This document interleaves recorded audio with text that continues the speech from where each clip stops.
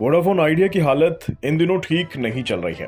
Company के ऊपर कर्ज का भारी भरकम बोझ है, जबकि कंपनी कैश की कमी से जूझ रही है। ऐसे में कंपनी के सामने कर्ज चुकाने का संकट खड़ा हो सकता है। हालांकि हाल ही में सरकार ने वोडाफोन आइडिया के 16,000 करोड़ रुपए के बकाये को इक्विटी में बदल दिया है। यानी इस बकाये के एवज में सरकार कंपनी में हिस्सेदार बन गई है। अब वोडाफोन आइडिया में सरकार की 33% हिस्सेदारी हो गई है।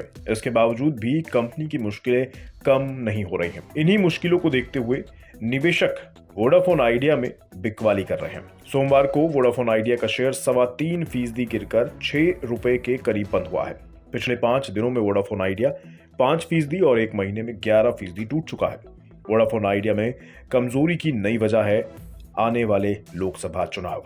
वोडाफोन आइडिया का लोकसभा चुनाव से कनेक्शन भी चौंकाने वाला है। ब्रोकरेज फर्म कोटेक सिक्योरिटीज का अनुमान है कि वोडाफोन आइडिया समेत दूसरी टेलीकॉम कंपनियां अब अपने टैरिफ लोकसभा चुनाव के बाद ही बढ़ा पाएंगी। टैरिफ बढ़ोतरी में देरी के अनुमानों की वजह से ही वोडाफोन आइडिया में कमजोरी देखी जा रही है।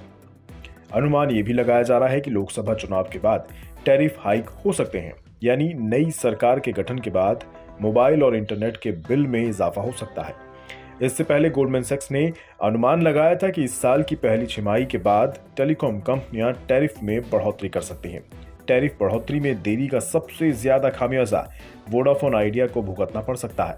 कोटक सिक्योरिटीज के मुताबिक वोडाफोन आइडिया को अगले 1 साल में 5,500 करोड़ रुपए की नकदी की कमी पड़ सकती है। अगर कंपनी इतनी रकम नहीं जुटा पाई तो मुश्किल खड़ी हो सकती है।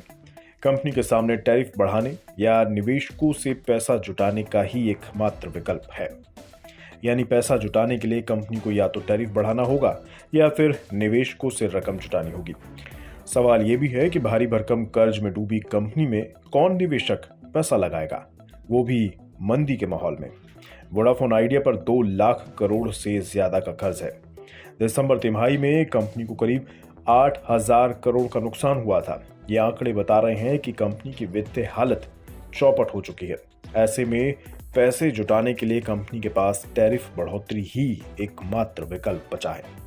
इसमें देरी हुई तो कंपनी पर ताला लटकने की नौबत आ सकती है।